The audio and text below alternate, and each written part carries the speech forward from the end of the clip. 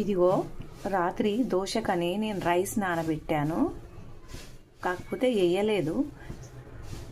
ఇవన్నీ కొన్ని బియ్యం ఇలా ఉబ్బినాయి. ఇవి ఏమై ఉంటాయి? ఇదిగో